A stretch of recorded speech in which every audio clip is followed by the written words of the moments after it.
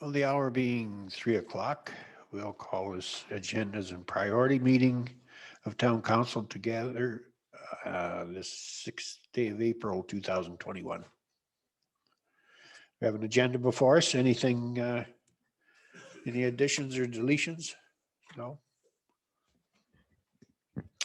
Would someone like to move we adopt this agenda as submitted? I so move, your worship. Thank you, Councillor Hill. All in favor? Carried. First thing on the agenda is the ECC COVID-19 verbal update. Thank you, your worship. As of today, well, at least up till 3:30, we remain in step 2, but there's some anticipation of some adjustments to the restrictions, so we'll find out more here shortly. I did see on recently not a webinar, but a conference call with Dr. Hinshaw regarding the immunization program. Just quickly, some of the notes I took during that call, she outlined the 3 phases of the vaccine rollout. Phase 1 being January to March, phase 2, March to May, phase 3, May to June. Of course, those can fluctuate based on realities and access to the vaccine. That's for the first doses. She did also reference the 3 different vaccines, and she talked about the Pfizer vaccine approved for 16 and over, 80 to 90% effective after the first dose. Moderna approved for 18 and over, 80 to 90% effective after the first dose. And then, of course, we know now what's going on with AstraZeneca, so I don't need to comment on that to this given time. Within phase 2, which I believe we're in right now, talking about the different priority areas, priority A being 65 to 74-year-olds, priority B being 16 to 64 of age with underlying health conditions. That's anticipated to occur within April. Priority C also within April for caregivers and vulnerable population, and priority D for all Albertans 50 to 64 years old. That's anticipated in the May. Again, that could fluctuate based on, probably won't be any sooner. Likely, well, I'll just say May as per her comments. Also, a reference on how to book those to be receive vaccine is to call a participating pharmacy, which we do know there's local pharmacies, I think 3 in Innisfail. You can book online and call a health link 811. So stating that, that's all I have for the ECC updates. If there's any questions or anything to add from staff, but that's all. We continue to meet every Wednesday, just to talk about what's going on from that week and moving forward. And you say there's some announcements coming in today? You know, your worship, I'm not sure what the announcement will be, but there is some anticipation just what's going on with Ontario and BC. Yeah. And I'm not sure. It's hard to say, but we as staff talk about, will there be additional restrictions or adjustments? It's hard to say. So we'll find out here shortly. Okay. Any questions of the report? Okay, if someone wish to make a motion, we adopt this report as given. I'll move that we adopt the report as presented.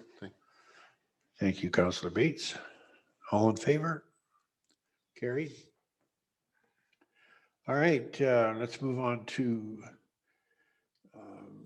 administration.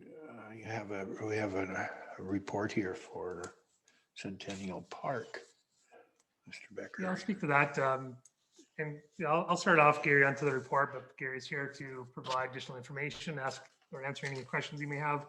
Centennial Park this report came about with several conversations, complaints from a resident in the Napoleon subdivision just regarding Centennial Park parking lot and adjacent street for undesired and unlawful activities. At this time, the resident did not wish to come front and center just due to not wanting the desire to do so.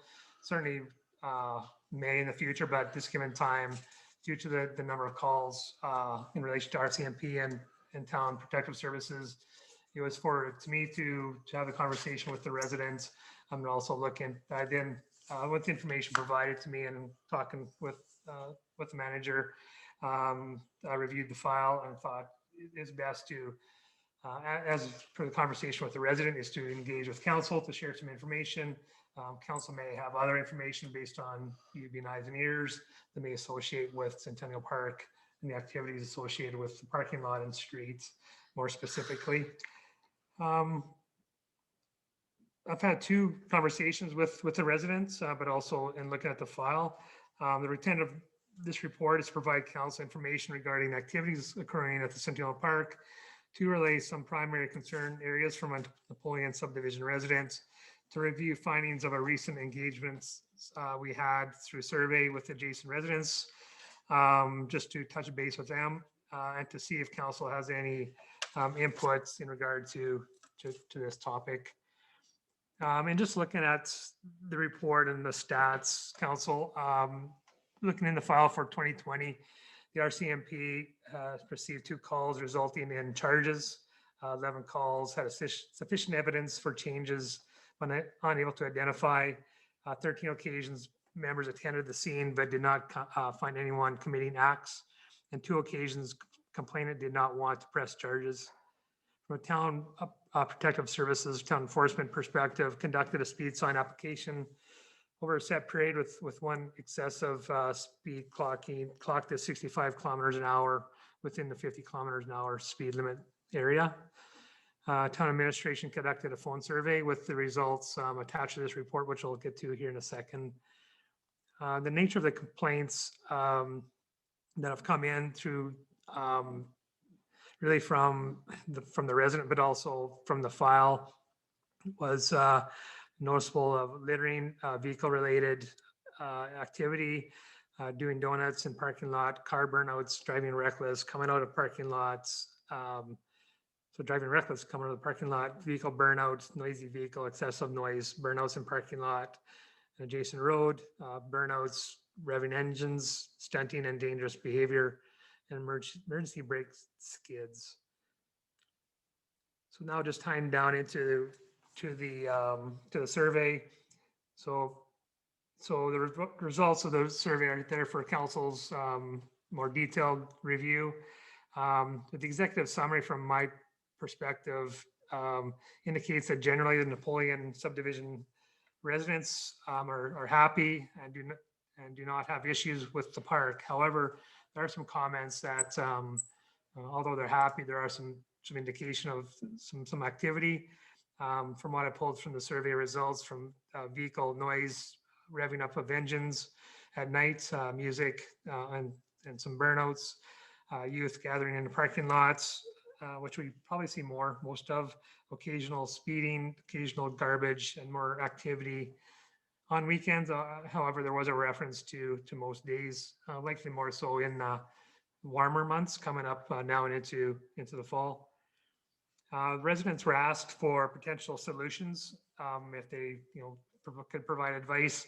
There's indication of speed bumps and more effective marked crosswalks, gate, and as per a closed park during the late night part of the night.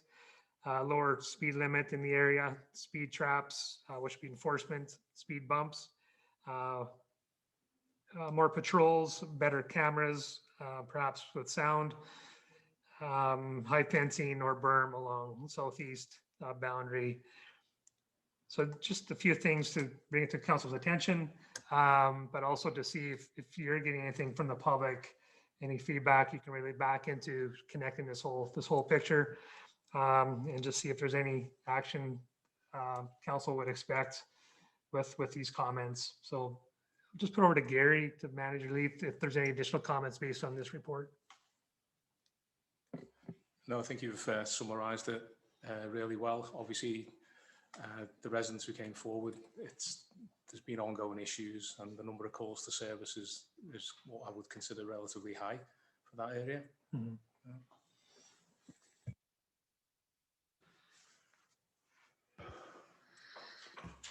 Comments, Councillor Bates? Well, it's a question, mostly 2 questions. One would be, are we getting anything from our cameras? And So your worship, through to Councillor Bates, yeah, municipal enforcement have laid 3 successful charges for stunting in that area in the last 12 months. They have also provided footage regarding an assault to RCMP, which did also result in charges being laid. So they are effective. So the cameras were able to pick up license plates? Is that?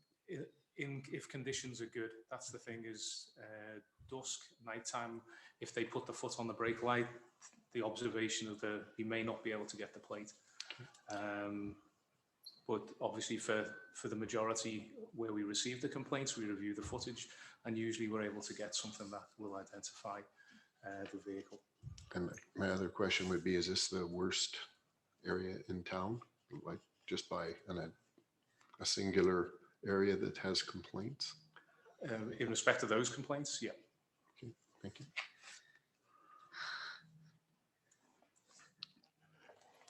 I know I intentionally have gone by a couple times now, just after dark, and I see 6, 7, 8 cars all lined up along that east side, and the lights are on, or tail lights, or that kind of thing. So I'm not sure what the purpose of the gathering is, but I don't imagine it's just a chat. But I could see myself being very annoyed by that kind of thing going on, that close. But what options do we have going forward if we want to do something about this, or is there any suggested or recommended? For me, yeah, your worship, it really depends. As per the residents, there's some comments. There's other means, whether it's a gate, there's different pieces that it really depends on what council's expectations are. So you can say, let's put speed bumps in, but I know operations would not like that, although they could be removed perhaps in the winter. We're going to be painting the crosswalk, so that'll be bright for proper crossing. I think there's room for additional that digital sign to take data. We did a week. We can certainly do more data collection on speeding. Again, so we have a resident that's quite concerned with the activity there. And then from there, we have comments about, hey, there's some activity there, but generally we're not too bad with this. So it's really up. I don't want to set council up, but if there's anything from your perspective that you think would warrant, then we could take that back and give you some information. But whether speed bumps or gates, there's a suggestion of a large fence in Centennial, which that's not always the best based on that. That's a police acronym for, SEPTED on the environmental design. You do not want to create those private spaces. No. So, but it really depends on what you're getting in the community and what your expectations are for that area. Lowering speed limit, although it's not considered a park space due to Alberta transportation definition, but it is adjacent. So there's an argument maybe to lower speed limit in that area. So I think largely the corner is a controlled buffer for speeding, but there is an acceleration due to the going up the hill and pipes, mufflers associated with that acceleration. So the idea here is not to put you on the spot so much as share information as per the conversation with the resident in that area, and see if there's anything more from council perspective. Gary, if there's anything more. Just one of the options I think that the resident was suggesting as well is their ability to plant trees to provide some degree of noise buffering. And the reduction in speed limits, I think Steve mentioned today that the reduction in speed limits sometimes may provide increased noise rather than decreased noise, certainly as they go up the hill. Just again, additional things to think about. Councillor Hill. Yes, Your Worship. I definitely think from a safety perspective, when you are exiting that parking lot, it is with those trees growing and wide sidewalk that does get it's pretty well used. I would entertain the idea or be okay with the idea of looking at maybe some removable speed bumps. It might be an option, and then they could come out in winter. Something that just makes them have to slow down right before that entering or exiting that parking lot might be something I could see being as something tangible that we could try with not a huge expense to it. But as far as a gate, I know it's pretty well used in the mornings and for people that like to use the dog park and such. And I don't know, there's no parking, or how does parking work along that roadway? Is there any parking allowed on the exterior? I know that when we've had like events at Centennial, people have parked on there, but can they still park on the outside if we did have a gate and access the park, or is that not a no parking area here? Councillor Hill, yeah, parking would still be allowed. Obviously, the restrictions around the crosswalks would still apply. Thank you. Well, there is also the option of putting in curbing and island dividers and things within the parking lots. You have to go in and turn and properly park, and slows the traffic down, but it's cuts down on your spacing, available space. But can we not ask the RCMP to have a hard look at it and come back with us with a recommendation of what they might have? And give them, in a month's time, saying, if you've got some, maybe they can put their heads together and come up with a solution. But what do you think, Your Chief? Worship, I think we've had a year now of being able to gather that data. And, it's consistent that the stunting is a concern in that area, and the gathering of young people. For the majority of cases, the gatherings have been basically just an external gathering as such, and people have the right to gather. It's when they're causing a disturbance, and invariably when enforcement are there, that disturbance isn't taking place. I just get concerned about them starting to get bolder about it and flashing their lights in their windows, and I just don't want something to escalate that we'll be sorry for. But Councillor Bates, you had it. Councillor Barkley was ahead of me, I've already, but I will speak, but Well, I'm sorry. It's okay. Your Worship, through to Manager Leith. I agree with you. I mean, that there's nothing against law about gathering, but when something does happen, is someone phoning the RCMP, or is it more of a complaint after the fact, the next day that something went on the night before? Or? Your Worship, through to Councillor Barkley, there's a variety. If they see something going on, they will turn around and call. They'll dial 911, call RCMP. They will respond to that incident that is there if they have members available.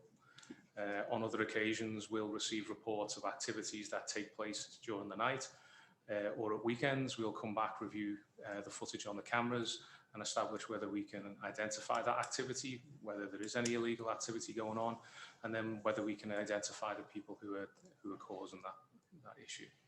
So I guess the option then maybe, I don't know whether you could put a sign up that the park is closed from, I don't know, 11 p.m. to 6 a.m. without a gate, and enforce that for a bit so people get used to it. I don't know whether that would work at all, or a gate. As far as the garbage, been asking for a couple of years if we could maybe have some better garbage cans down there. There's two garbage cans for that whole parking lot, and they get full and the lids fall off and the birds come along, and I think some of the garbage is certainly because of the birds scattered around, but I think as far as the garbage goes, we could easily clean that up and make it look a little better for sure. But I don't know about park closures and how that works with staff and somebody having to close a gate at 11 o'clock at night and open it at 6 in the morning, if that's even plausible. So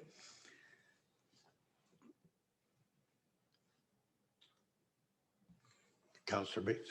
Yeah, so the question that I have is somewhat similar to the mayor's maybe is, so do you perceive, Manager Leith, that we could step up enforcement for a short period of time, like with a focus on that park Your worship, through the between council. us and the RCMP? Yeah, we can look at that. Certainly from May long weekend, we're looking to extend the work hours for our community peace officers. So the opportunity will be there to have a greater focus of enforcement, and certainly at that point in time, early spring, we could certainly reach out to the individuals involved and provide some active interaction with them and try and educate them in what potentially is that antisocial behaviour or perception of that. I guess the other thing I'm wondering about, would it be worth trying to communicate through our communication systems that we are concerned and that we intend to try to step up enforcement before we try to close it off? That sort of message that I'm not sure if that's the right words, but that to let the public know that we're concerned and that if we can't get compliance, that we may be forced to do something that we don't particularly want to do. We don't want to spend money. We don't want to, and it's never going to be 100%, whatever you do. Somebody can figure out a way around. But Your worship, through to Councillor Bates, when we do engage with the youth that are there, generally it's a respectful engagement. I think the more we focus on that and provide that education and form that relationship, the unacceptable attention that's being drawn to one of those residents, then we need to try and deal with that directly. okay, well, We can have that I'd conversation. be in favor with of that. And I will say, I know if you phone my neighborhood and asked and did this survey, you'd get all kinds of complaints about the noisy mufflers. You'd get one from me. I can tell you 3 streets that I can hear inside my house in the middle of the night that are very noisy. And I'm sure if you checked out anybody within ear distance of Lakewood Drive, CNE Trail, the 56th Street, they're all, and in front of the campground even at night. All of those things are noisy. And if it got focused in my area, you get a lot of complaints too, I think. So to the extent that that would be my wish, to try to step up enforcement and communication, see if it has any effect. And if it doesn't, then we deal with this again. From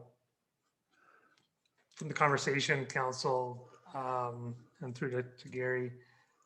So what was mentioned, so the easy wins would be, of course, getting back to the proper crosswalk painting.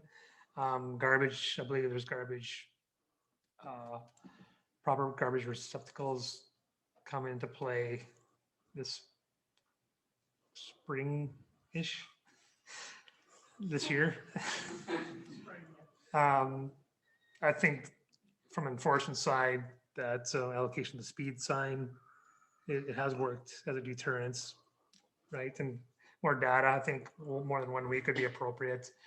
There's been communication of enhanced enforcements, of course, based on resources, but there has to be an effort from town, but also RCMP to maybe do some additional joint force activity with the ability to have inform the community with proper communications, indicating that there has been some issues identified, challenges, and here are some measures to move forward. And the last resort, of course, would be to really to shut down the park for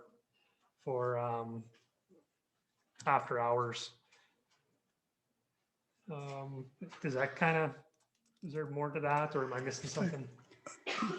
Your worship, through to CEO Becker, do you think, I know we talked about signage in there before, and do you think maybe some signage on that east side saying that this area is monitored by CCTV Because, I don't know whether people drive in, they don't even see the cameras where they are and just go over and sit by the trees. And maybe that would be somewhat of a deterrent. I'm not sure, but.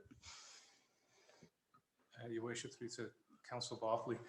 It was noted when we took the survey that none of the residents in the subdivision, or probably 90% of them, were unaware that there are cameras in operation, although we do have signage at the entrance. So it's something certainly we could look at, increase that signage and let them know that they are on camera or being recorded.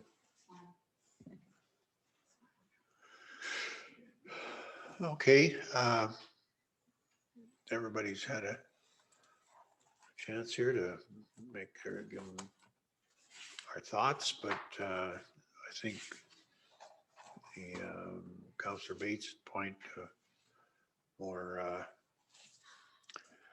supervision of it, or a little more, being a little more visible, I guess. But anyways, any other comments? No? Would someone like to move then that we accept this report for information?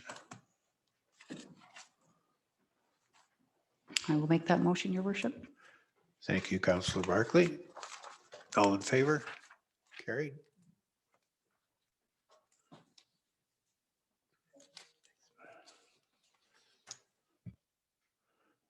Okay, the next item is the RV water fill station. Director Kennedy.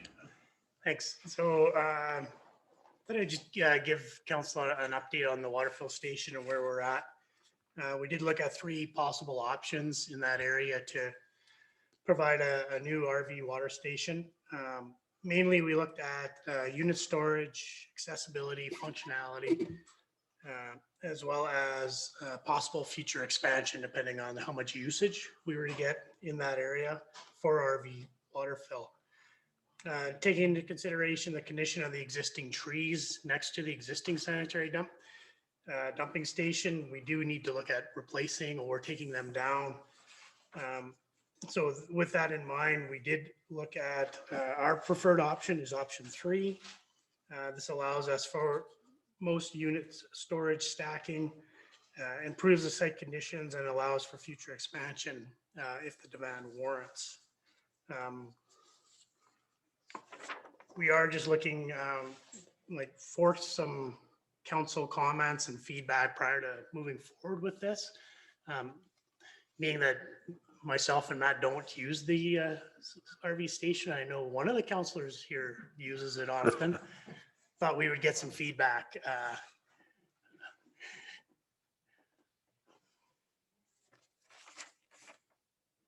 That's it. Sure, could you go into a little more detail on this? It's hard to, just looking at the maps, I was struggling a little bit on following Sure. what your plan is. So the first option, we looked at south of the, so option 1 was just south of the Res 1 storage. So what we were looking at doing there was cutting into the bank, creating an extra storage lane in through there. And then we would look at circulation, worked well.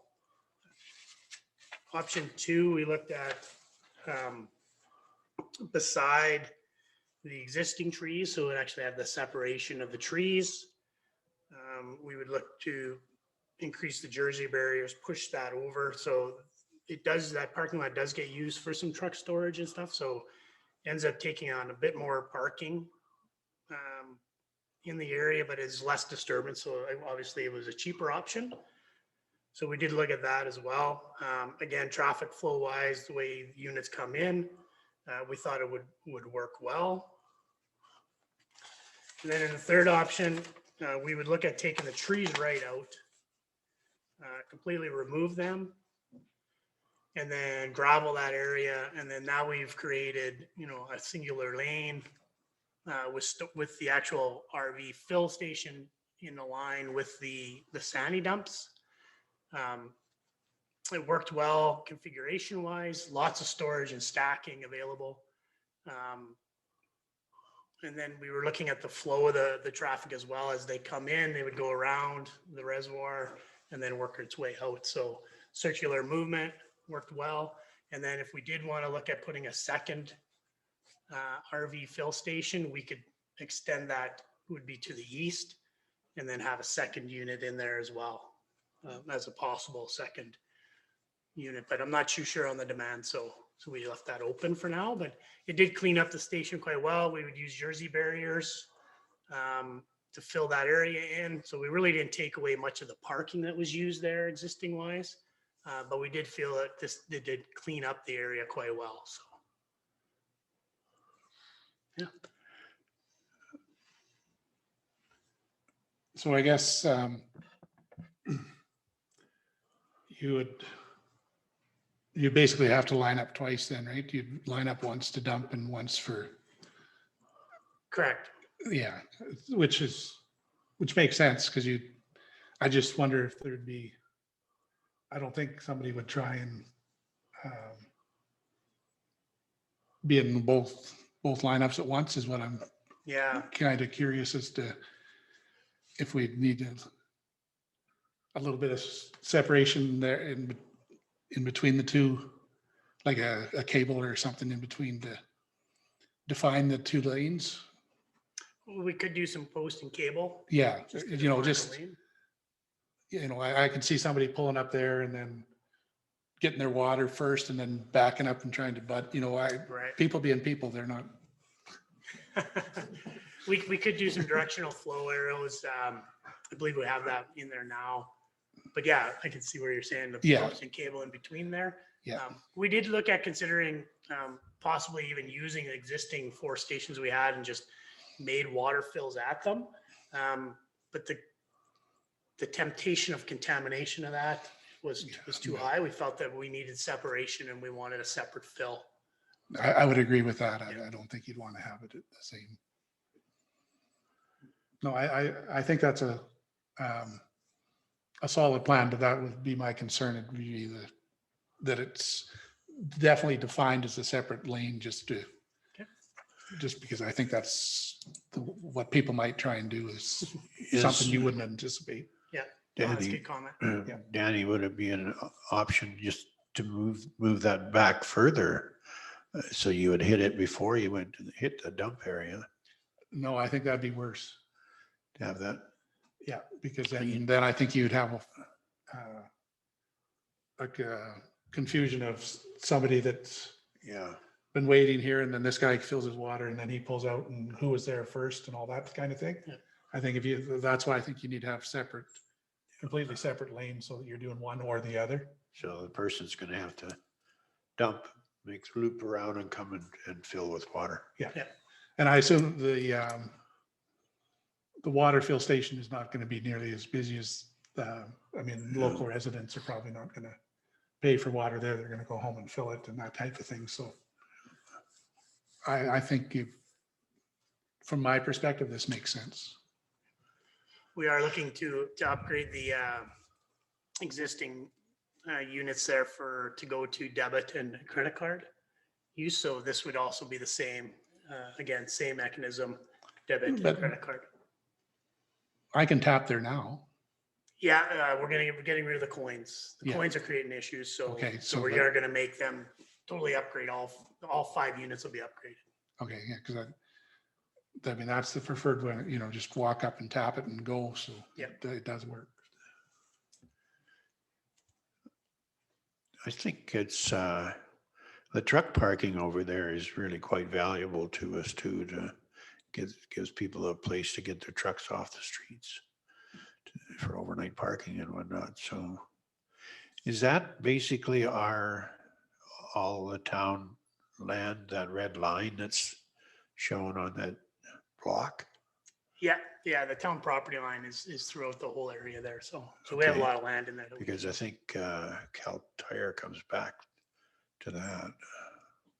Or no, isn't UFA has a chunk of land in there, their old bulk dealership. I don't know how far it comes back, but it would be. Anyways, as long as it's all on our property, that's the main thing. Great. I appreciate the feedback.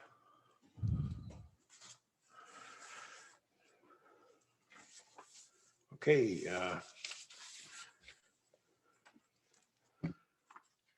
Is someone prepared to make a motion that we accept this report for information? Also move.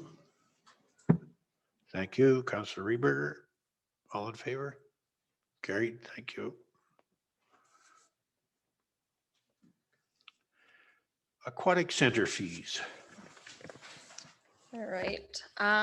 So just bringing some information forward to council after some conversations ongoing on Facebook in response to the private rental rates at the aquatic center. So the aquatic center rental rates are established by the community services rates and fees bylaw. We did sort of a quick comparison based on some of the comments we saw for various communities.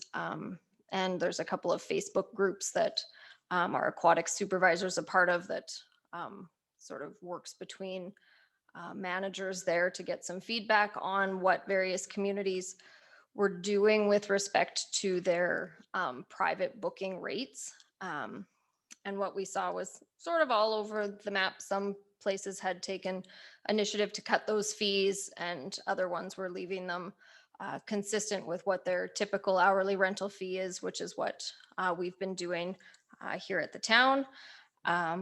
So we haven't explored any fee reductions for any of our regular user groups in the aquatic center or any of our other facilities. I just received an inquiry even today from the Dolphin Swim Club looking for advice on how or where they may receive funding support for rentals as their number of participants is going to be limited for various time slots. I guess the only exception being that council did provide lease forgiveness to the curling club as a result of COVID. And then I guess just from a staff perspective, yeah, a council resolution would be required to alter the fees charged as they are established by that bylaw. And that perhaps private bookings are not necessarily the highest priority in terms of overall community benefit. Private bookings are typically the ones we charge the most on in our fee bylaw. It's the youth sport or those ones that we give the lower rates to in order to encourage those. So really just for council's information and discussion from there. Councillor Barclay. So your worship, through to Director Jenkins, I know there's some classes, swim classes and things like that. I believe it's for nine years plus. So if somebody wanted to go swimming right now during COVID times and they had, I don't know, a 4-year-old, how would they do that? Is the only way of doing that is booking the hour at $110?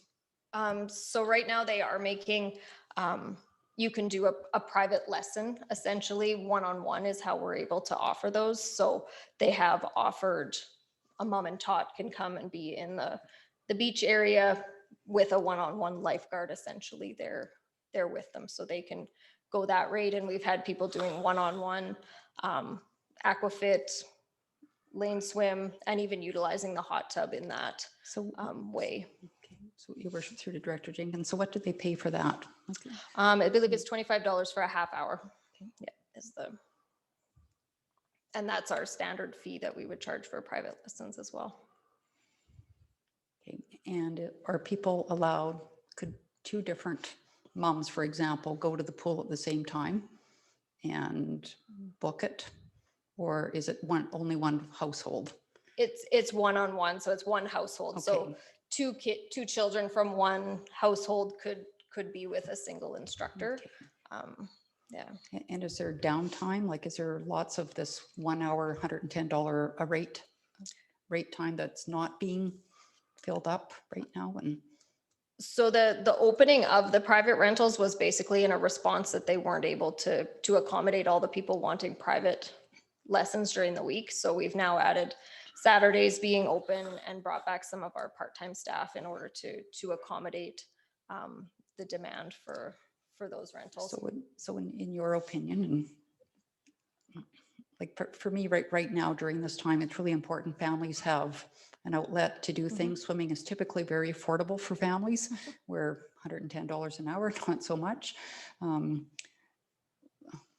I guess I'm asking, like, if we lowered it to be similar to maybe Olds, like would families be able to book even half an hour at $30 or, you know, and just leave it at that while we're dealing with what we're dealing with and,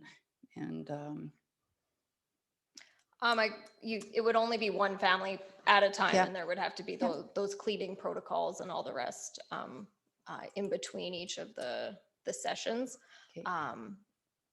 But we could, you know, if that is council's wish to reduce those rates for a period of time, that would be at your discretion.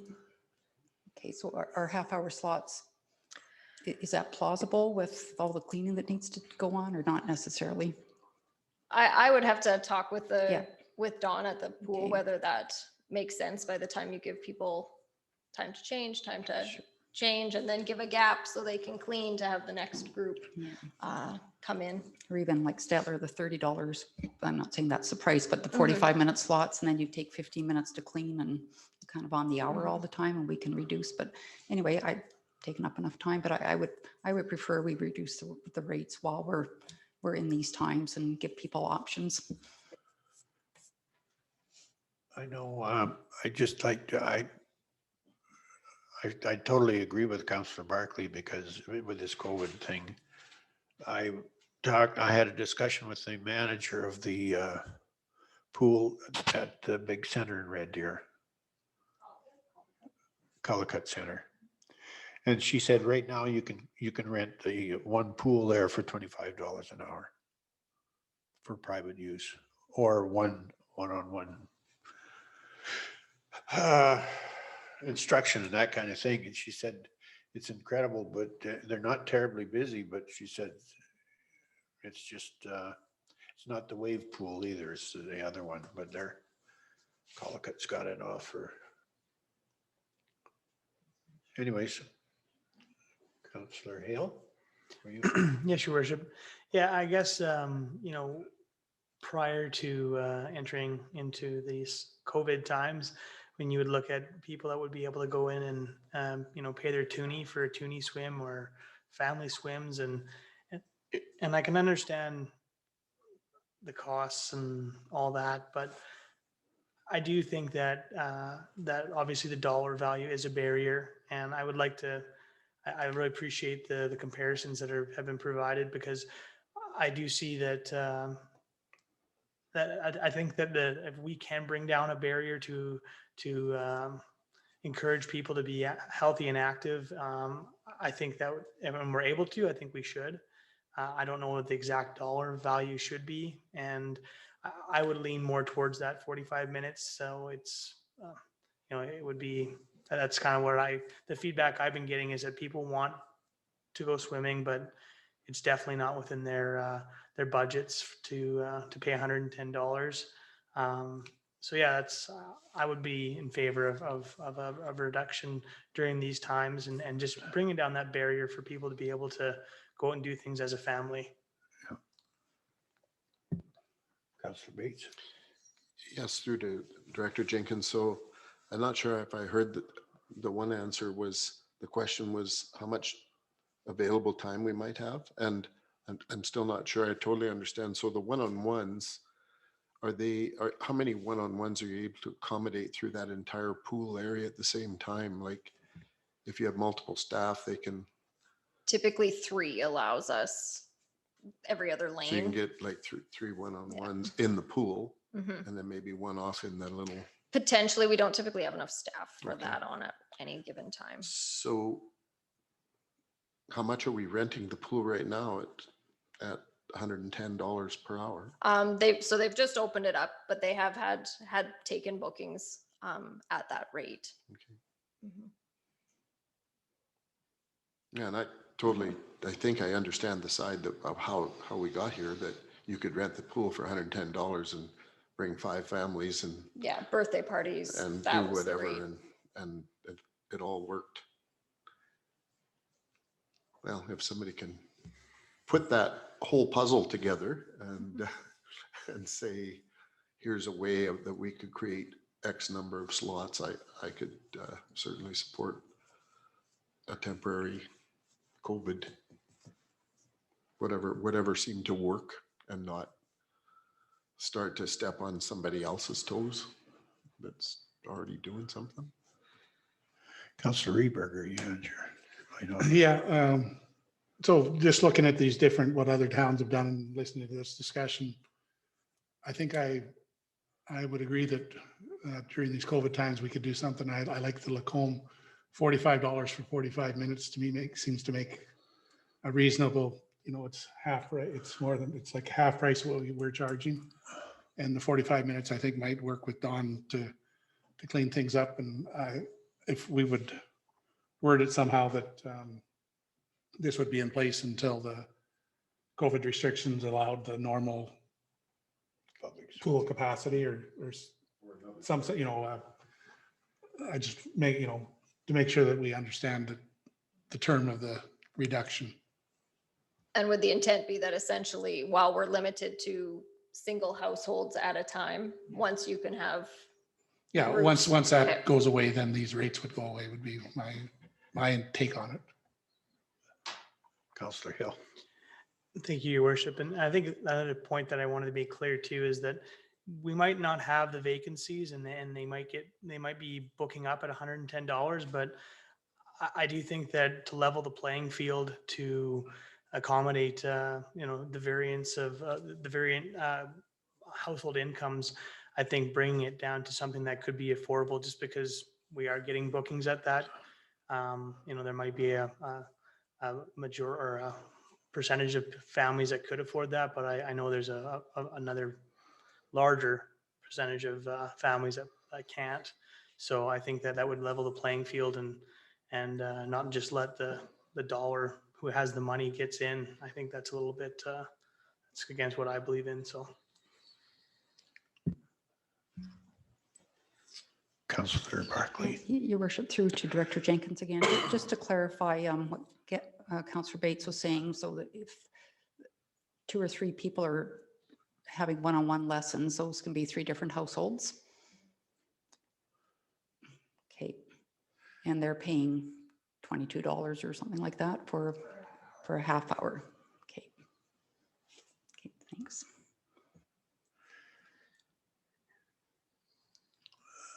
Anything else? Any other comments or questions? I just have one question, and maybe it's might not have the answer here, but with the one-on-one lessons, how are the change rooms monitored with having multiple families or multiple individuals? Like, how does that work? Just like if 3 people came in and they were booked for, maybe they're offset for half.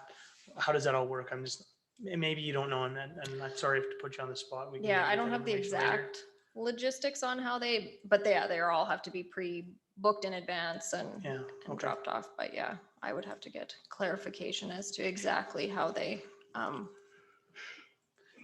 navigate people through the facility. I think those specifics are dictated by AHS anyways, are they not? How you deal with the flow in the aquatic center?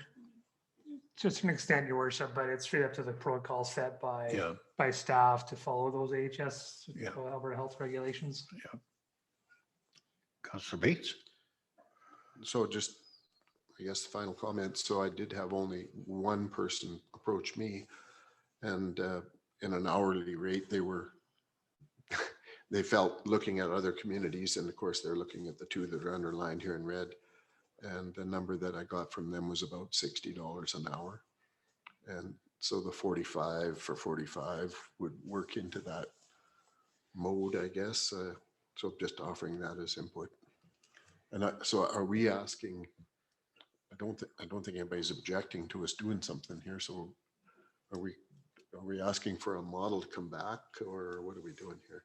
If I could suggest, council, so what I'm hearing is council's interested in lowering that fee, at least during the COVID time. If that's accurate, then I'd suggest then provide a motion, something similar to direct administration to bring back a rates and fees amending bylaw, referencing the aquatic center private rental rate from $110 an hour to an hourly rate that you see fit. that's my suggestion if based on the conversation, but if there's Okay. anything else within Yeah. the rates and fees bylaw that you have an interest in as well, I'm not sure, but you can certainly look at that once we have it. I before you- think, yeah, if we could ask, the motion would be to survey the consensus of the other Councillor Barkley. Your worship, to Director Jenkins, just one more question with the swimming passes, because I know some of the most money has been dedicated to swim passes. So would people that can't afford the $45 hour rate, can they come and get a pass to go swimming, or how does that work during COVID times? We haven't, Karen and Sandy and I have a meeting to figure out Okay. how we're gonna figure out that money. It's a possibility. Right now, they're not doing the memberships in the same way that we did, just due to the access to the facility. But you could utilize both that fee assistance program, or if we do come up with something through that most funding to help support that. I just think we really have to be cognizant that we need to make this affordable for as many people as we can. Mhm. And even like 45 for 45, I mean, it sounds good, but it's still, you go twice a week or 4 times a month. That's, it's going to be a lot of money for some people right now. And I'd rather, like Councillor Hill, see people active and out there and doing things. Well, is somebody prepared to make a motion when we ask administration to come back with a proposal for consideration? Your worship, I would make a motion that we direct administration to come back to us with a amending rate bylaw. Is that to reflect our discussions today with $45 for 45 minutes? Is that a starting point? That's what I would, yeah, that's what I would like the motion to reflect.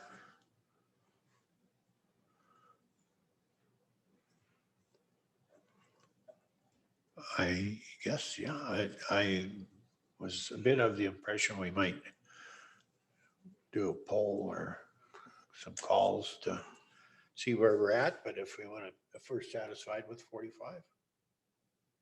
So your worship, through to Councillor Hill, and I think you've been to Olds several times swimming.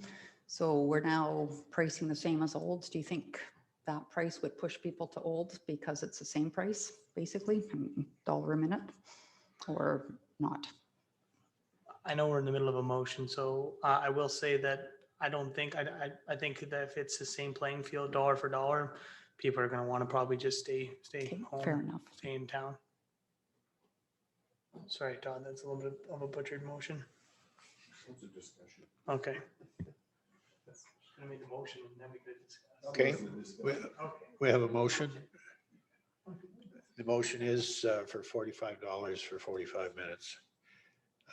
Discussion. So I guess the question I have is, we're giving them direction to come back. That's not, perhaps we could leave that somewhat loose yet, that they could still come back and give us a couple of options. That gives you a frame to work from. Is that fair enough? That, because otherwise we're making a motion, we're getting real specific here.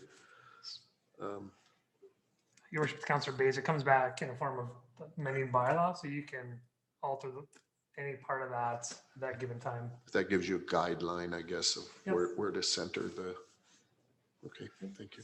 Because your worship, I think that the Collicut, I believe it's Mitchner and Red Deer that's 25 an hour. Is it 25 an hour, 25 for half an hour? So, yeah. Yeah, I don't think it's Collicut. I think it's Mitchner. So, just trying to keep in mind other prices in the area, and maybe you could check out Mitchner and come back. And then somebody I know, they were going out to Stettler on the weekend and they were $15 to go swimming for an hour. So I don't know whether they have a special on at certain times a day or something, but thanks.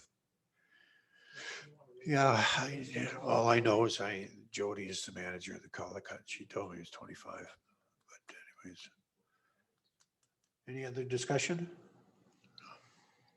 No? All in favor of the motion?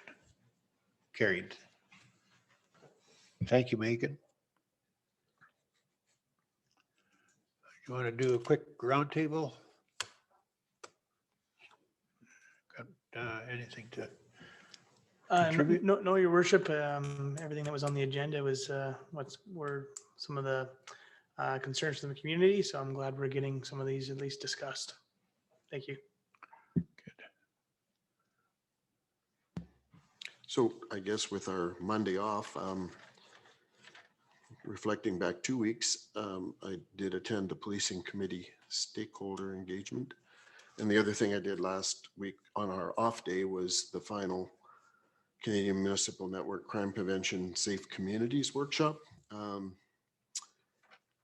just comment on that a little bit. That training makes it evident to me that the potential extent of community engagement is endless. And it'll provide opportunities for our committee for years to come. Even the very organization CMNCP, it's growing, and Innisfail's population at 8,000 is right on the bottom end. It's actually lower than their lowest bracket of membership.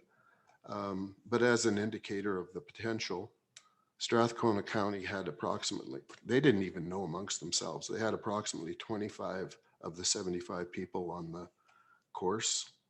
And their safe community network now covers subcommittees that probably total 50 plus. Strathcona County, of course, includes Sherwood Park.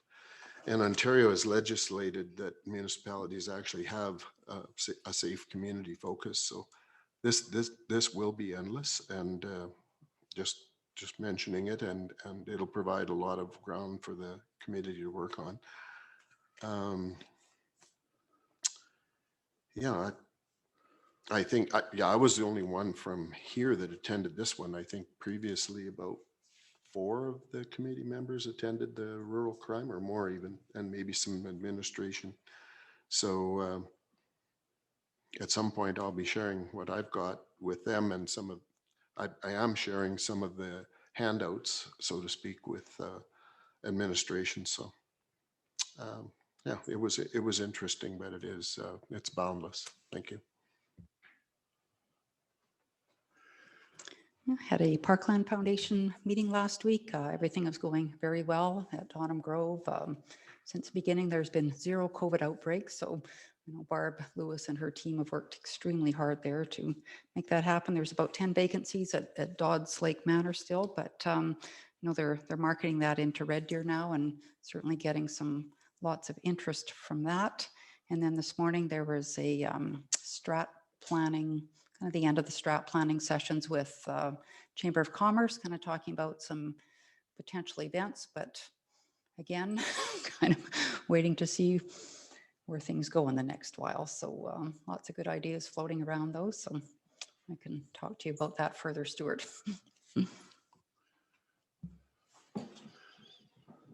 Councilor Reaper. So we had a transportation committee meeting last week, and we had a presentation from Drive Happiness, which is a seniors assisted transportation program out of Edmonton. So it's kind of an interesting concept that we're going to look at. You basically register with them, and then you have volunteer drivers in the community that they would match you up, and it's a small fee to register, and then a small fee, like a $10 fee perhaps, for the trip each way. And the driver would be reimbursed $8 for expenses, and the $2 would go to that committee. So it's expanded into Drayton Valley and Lethbridge, and but it's an interesting concept. So it's something we're going to keep looking at to see if that is in amongst with the handy van and everything else, if there's a demand for that type of service as well. And then we had a library meeting where the interesting item for me was that they now have 2 online platforms. They have the cloud, and they have one called Libby, which seems to have newer books. So I pounded 2 of those off last week since I had that meeting. And well, I'm waiting for another cloud one to pop up. So it's and still get the odd puzzle then. Your worship, just through to Councillor Reberger, somewhere in between all the COVID news last week, I caught a clip somewhere where the federal government is potentially offering a whole bunch of money again to to rural transportation, so I don't know. Yeah, how- so how we I keep caught, our I caught that as well, and I sent that radar to, up. I sent that to Karen, and she forwarded it on to the regional group. And so they're all aware of it and all eagerly anticipating what could possibly come out of that, because it was specifically targeted for rural, so.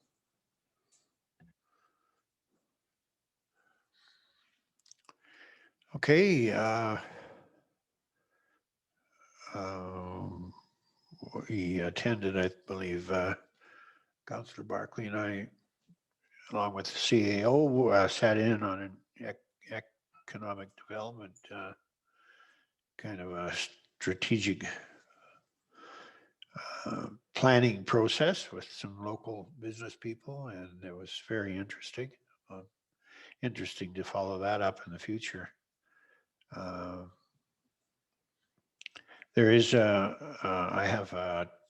on a telephone conference call with, well, I think everybody was invited to that one tonight at 7:00. No, maybe I was, okay.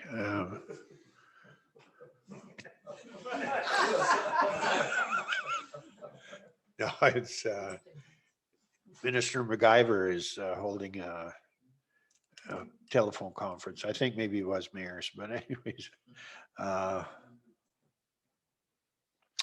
discussing COVID and the impact on the communities and stuff. So that'll be interesting tonight. See, tomorrow we've got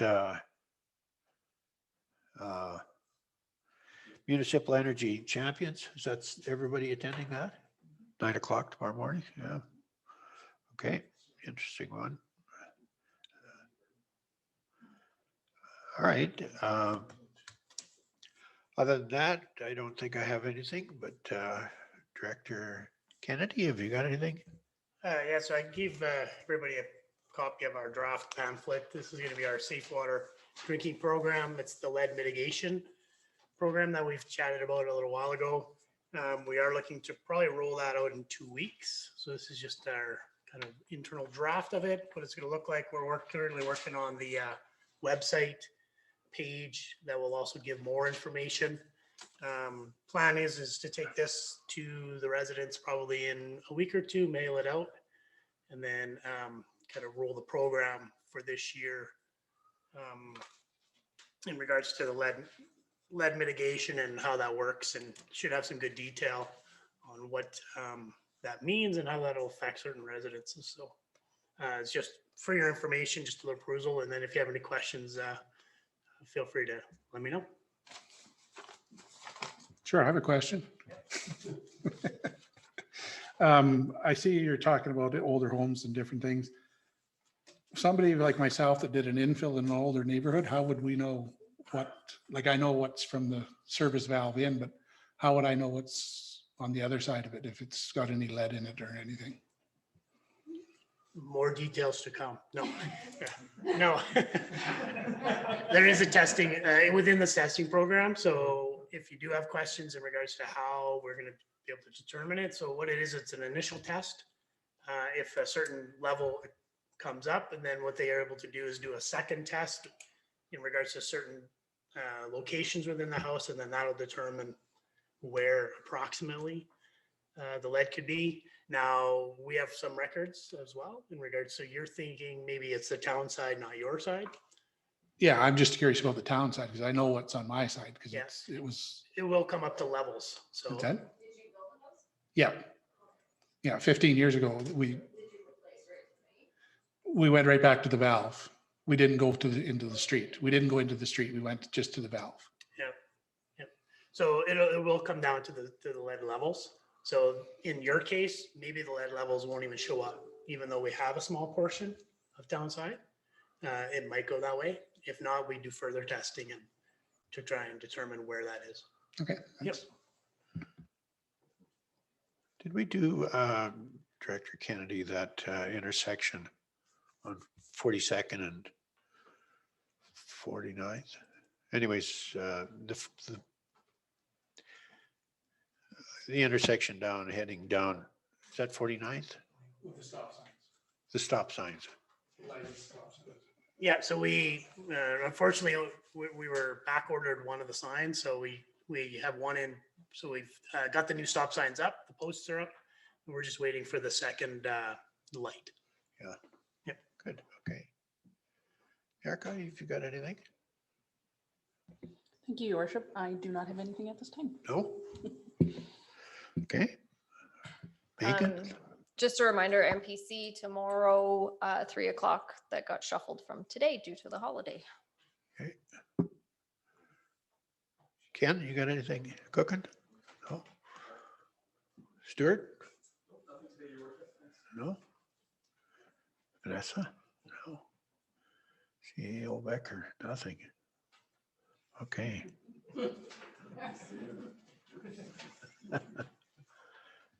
Okay, well, I guess if there's, that's it for the roundtable discussions. I don't know if anybody out there in the cyber world or has got anything they want to bring up.